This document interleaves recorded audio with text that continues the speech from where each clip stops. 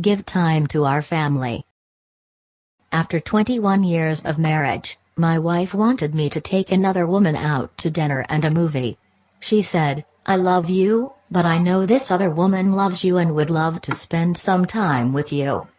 The other woman that my wife wanted me to visit was my mother, who has been a widow for 19 years, but the demands of my work and my 3 children had made it possible to visit her only occasionally.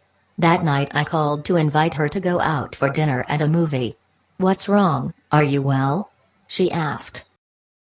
My mother is the type of woman who suspects that a late-night call or a surprise invitation is a sign of bad news. "I thought that it would be pleasant to spend some time with you," I responded. "Just the 2 of us." She thought about it for a moment, and then said, "I would like that very much." That Friday after work, as I drove over to pick her up, I was a bit nervous.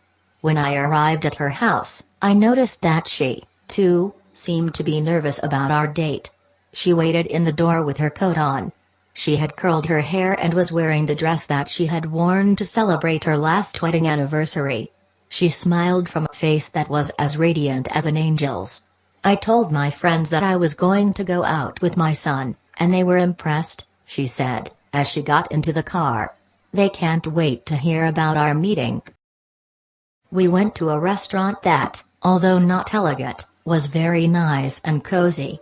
My mother took my arm as if she were the first lady. After we sat down, I had to read the menu.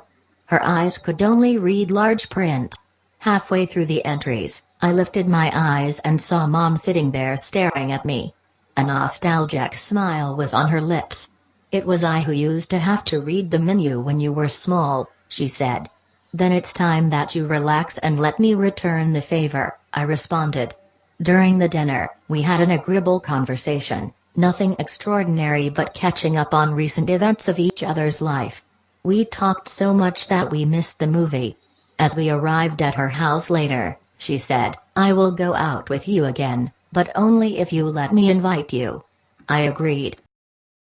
"How was your dinner date?" asked my wife when I got home. "Very nice. Much more so than I could have imagined," I answered. A few days later, my mother died of a massive heart attack. It happened so suddenly that I didn't have a chance to do anything for her. Some time later, I received an envelope with a copy of a restaurant receipt from the same place Mother and I had dined. An attached note said, "I paid this bill in advance. I wasn't sure that I could be there, but nevertheless, I paid for 2 plates, one for you and the other for your wife. You will never know what that night meant for me. I love you, son."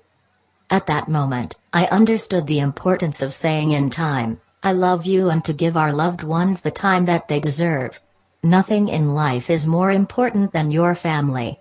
Give them the time they deserve, because these things cannot be put off till some other time.